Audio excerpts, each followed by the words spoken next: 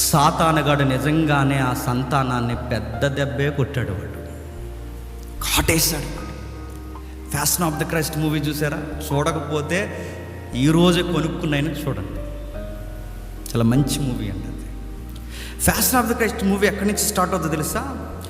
సరిగ్గా ఆయన పాదాల కింద సర్పం, పాదాల కింద సర్పం. ఒక డార్క్ సీన్ మనకు కనబడుతుంది. గెత్సేమనే వనములో ఆయన ప్రేయర్ చేస్తుంటాడు. ఆ ప్రార్థన చేస్తున్నప్పుడు ఆయన పాదం ఇలా ఎత్తుతాడు.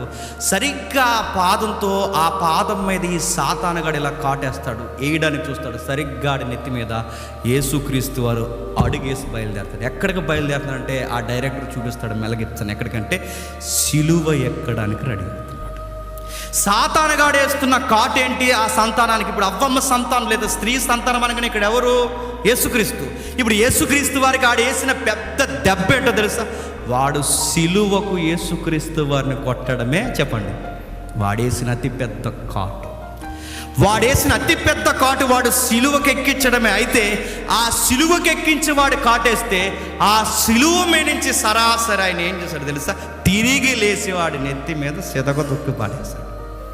అతగాడు లేస్తాడు. ఆ లేచిన వాడు నీ సంతతి నుంచి వచ్చిన అతడు ఒక రోజు ఈ సాతాన్ని పూర్తిగా చితకదొక్కుతాడు.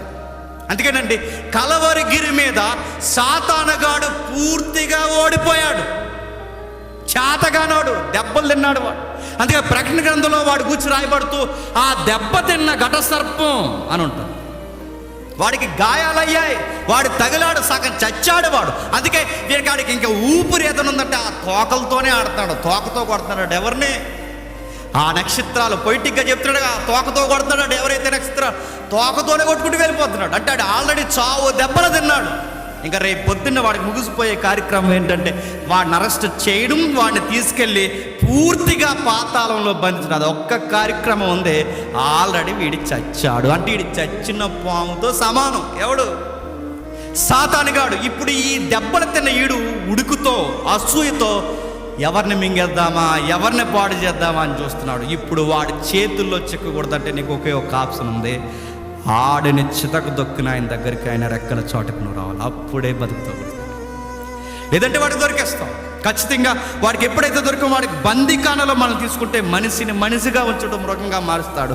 మనిషిని మనిషిగా ఉండడం రకరకాలుగా చేసి పడేస్తాడు. అందుకే వాడు అంతం ఎప్పుడు ప్రారంభమైంది, వాడు సగం సావు ఎప్పుడు ప్రారంభమైందంటే కలవరి గిరి మీద వాడు యేసుక్రీస్తుని కాటేశాడు.